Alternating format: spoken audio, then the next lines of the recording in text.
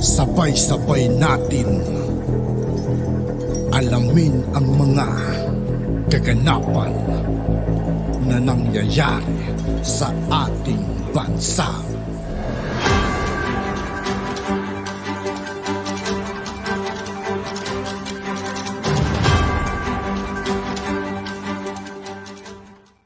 Yo, what's up mga kaibigan? This is I2K po again. Ngayon nandito ulit tayo sa channel ni Banat Kapanig TV. Dito naman ulit tayo magbibigay ng komento at reaksyon. Kaya samahan nyo. Guys, let's go! Ito ang balitang viral ngayon sa mundo ng social media. Congressman Sando Waminal may pasabog. Pamilya ni Mayor Samson Dumanog kinatatakutan di umano sa Bonifacio Misamis Occidental. Senator Ronald Bato de la Rosa nagpahayag na ng initial committee recommendation on proposed Senate Resolutions number 698. Pero bago ang lahat mga kapanig, kung bago ka pa lamang sa amin, Sa lahat ng hindi pa nakasubscribe mga kaibigan kay Banat Kapanig TV, mag-subscribe na po tayo at huwag nyo rin pong kalimutan mag-subscribe dito sa aking channel.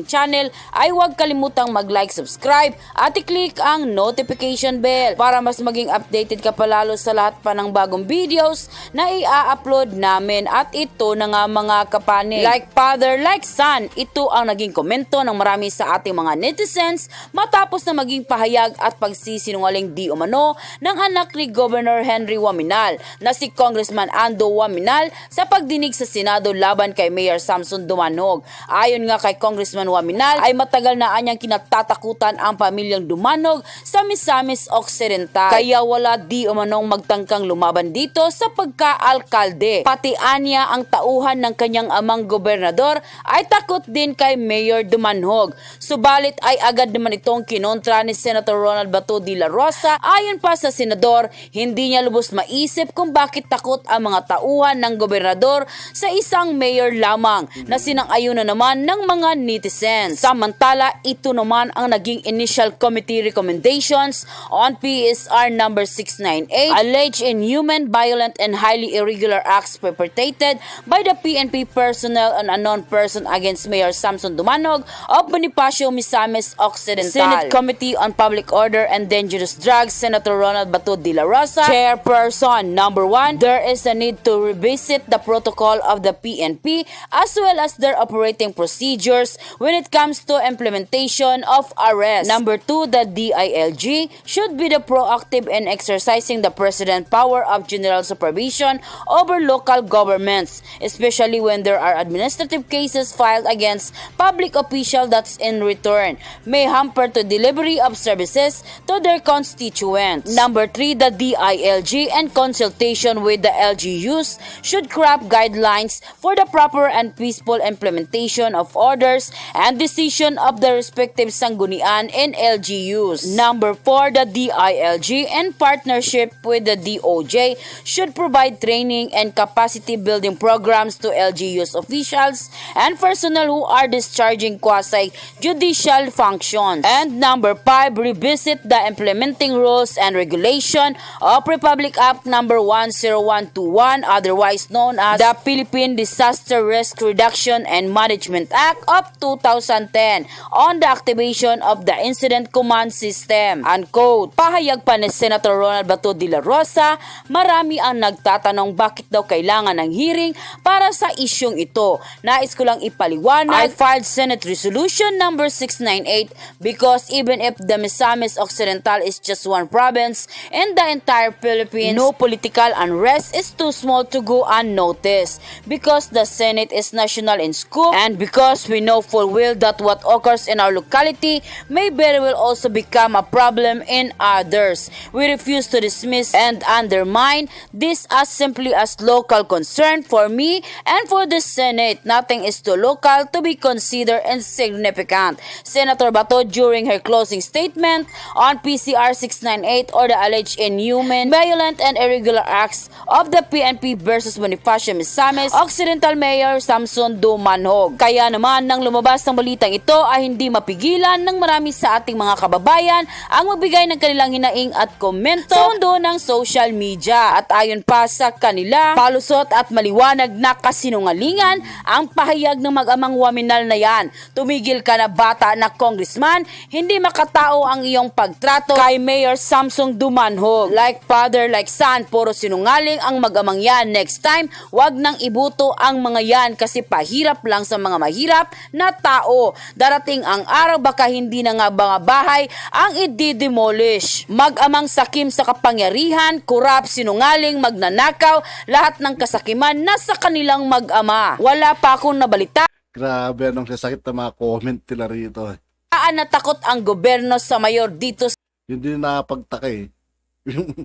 Yung mga congressman matakot sa mayor. Para napaka-imposible kasi mga kaibigan, kahit ako di ako makapaniwala ron eh. Parang ayaw ko paniwalaan yung mga ganong klaseng kwento mga kaibigan. sa may pagkakaisa ang mga mayor at governor dito kasi maayos naman ang pagmamalakad nila, lalo na ang mayoran namin. Natakot sila sa mayor pero baliktad ang aking palagay dahil nag-iisa lang ang kanyang security at si mayor ay walang baril in spite that said mayor was 70 years old. Tamang sabi ng senador na overkill. Tamang sabi ni Senator Jinggoy na kahit siya lang ay kaya niyang hulihin. And quote. Their experience kung bakit po sila natatakot kay sa family of the suspended mayor and why it was really for the people of Bonifacio and for the people of Misamis Occidental, why it was parang justified to use that kind of force from the police and from the military to arrest Mr. Chair. the suspended mayor, Mr. Chair. And yun nga po yung binabalik ni Colonel Ampong and General Villanueva, Mr. Chair, na kaya yung mask is actually because of fear. So, doon po, kinatatakutan po talaga sila. And, again, the barangay captains Ako lang, can share, Mr. ako lang Chair. kung, kung ako naman yung taga-IC is, bata ako ni gobernador, matakot ako sa isang mayor, di ba? Inutusan kami ng gobernador eh. Order to ng gobernador, matakot ako. Mayor lang yan eh, suspendido pa. Dapat hindi kayo na matakot doon sa mayor. Gobernador ako, nasa poder ako ni gobernador. Hindi ako dapat matakot. Ako lang ha. I understand, Mr. Yes. Chair. Sana po ganun, pero hindi eh. Iba po yung experience Grabe naman mga kaibigan. Talaga imposible. Totoo yung sinabi ni ni Senador Bato. Eh, governor yung mag-utos sa'yo eh. Eh, siyempre gagawin mo yun. Kahit mayor pa yung babanggain mo eh. Talagang gagawin mo yun. Eh, governor yun sa likod mo. Siyempre, mas lalakas dapat yung loob mo. Hindi mo kailangan magtakip ng mukha, di ba? they've been in politics longer than us, Mr. Chair. So, sinabi po ni suspended Vice Mayor kanina, for how many terms wala silang kalaban, baka po ma-enlighten po tayo better by the barangay captains kung bakit po walang lumalaban sa kanila and why it turned out this way po ngayon, Mr. Chair. The legal opinion. Dito sa usapin ko ng mga kaibigan, yung walang lumalaban, isa pa yung ibig sabihin kasi niyan. Although maganda yung pamamalakad ng mayor, parang ganun yan eh. Kung bakit ayaw nilang labanan yung mayor pagdating sa mga election mga kaibigan. Hinahayaan lang nila yung mayor na siya ang umupo kasi maganda yung pamamalakad. Di ba? Ganun lang yun eh. Presented by the lawyers of the complainant and also the lawyers of the provincial government for purposes of public consumption po. May I ask, Mr. Chair, with regards dun sa second preventive suspension that was served sometime in December, am I correct, Mr. Chair? The one that was complained to be a usurpation of authority by the suspended mayor. When was the date, Mr. Chair? If I'm... Sino makasagot yan? Yes, go ahead. Mr. Attorney Chair, both decisions containing suspension as penalty on both the first and the second cases were served December 5, December 5, 2022. 2022.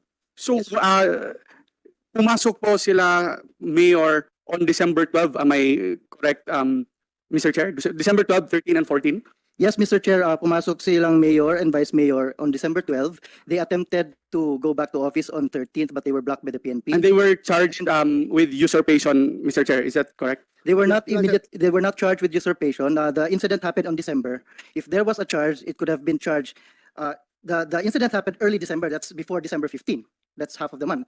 If there was an immediacy of the charge, it should have been charged in the late December, early January, late January, late February, but they did not charge any complaint against the mayor and vice mayor, but they planned to charge it on March because Yes, but my question, Mr. Chair, is but they were charged for assuming office on those dates, right? December 12, 13, the and 14. charge was betrayal of public trust. One of the allegations was usurpation. And for the dates covering December 12, 13, and 14. Yes, Mr. Chair. Thank you, Mr. Chair. I would like to clarify with DILG lang po, Mr. Chair. So on those dates, December 12, 13, and 14, for purposes of public consumption, sino po ang nire-recognize ng DILG na rightful local chief executive of the municipality of Bonifacio?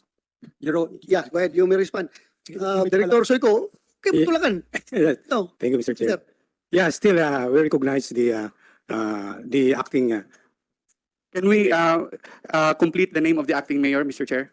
Yes, Mayor, you give acting the Mayor, name. Mayor Ricky Bulahan. So, Mr. Chair, the DILG is consistent with the claims of the provincial government that on those dates, the mayor and the vice mayor who were suspended were indeed not supposed to assume office as mayor and vice mayor.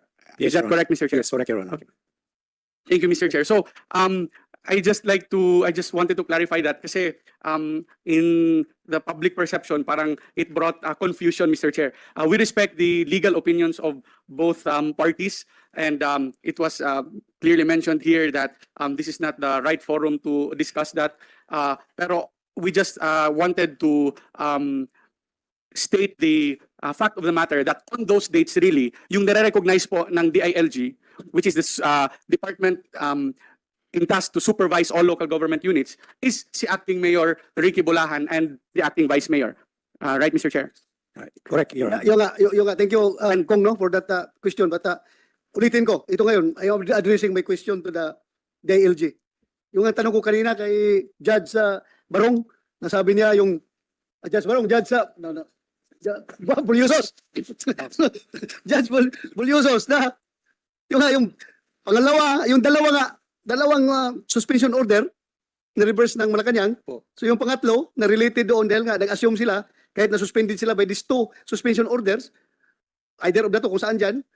At ito na nga mga kapani. At yun nga po mga kaibigan, dito po nagtatapos ang ating reaction video. Muli ako po si I2K ng Sundalo ng Dunggalo at 811. Maraming salamat sa patuloy na pagsuporta. Yeah, peace out.